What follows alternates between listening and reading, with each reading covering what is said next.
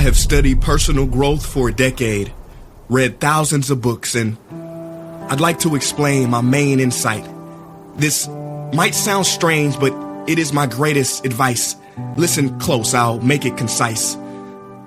The quickest, most efficient way to change your life is to change your life. Rearrange your life, architect your existence. It is as simple as this. Think about a seed.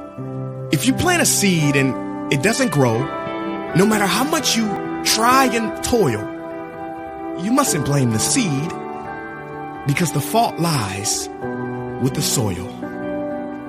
I visited a graveyard not too long ago, and as I walked around that cemetery, I noticed something. On every tombstone, every single one, there's two things: a birth date and a death date.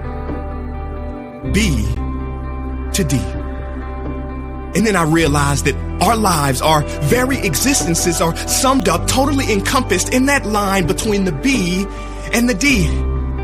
Maybe that's why they call it a lifeline, because our life is that line. And if our lives are in between the letter B and the letter D, in that joint, then that means our life is the C. And the C is choice. Now look, I'm not here to preach about life after death. I want to talk about something more important: life before death. Because from cradle to grave, your life is the sum total of every choice you have ever made. And according to some scientists, the average person makes 35,000 choices per day. But I don't believe that. Because if people made that many conscious choices every day, their lives will be different.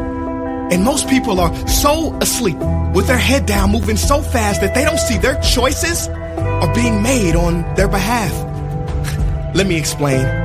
Do you know the number one predictor for how long you're gonna live? Is it A, blood pressure, B, exercise, or C, genes? It's D, none of those.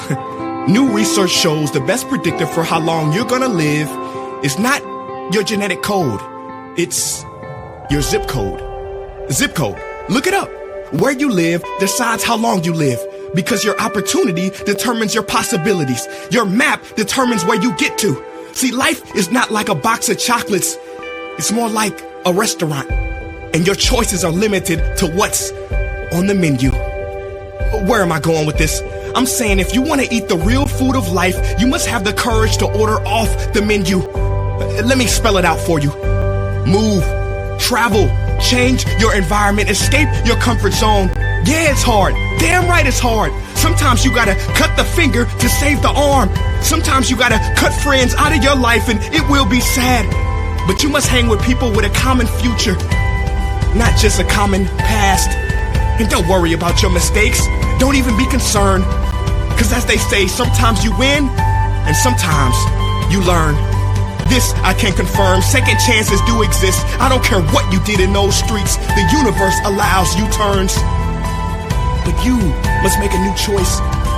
Decide on a new path.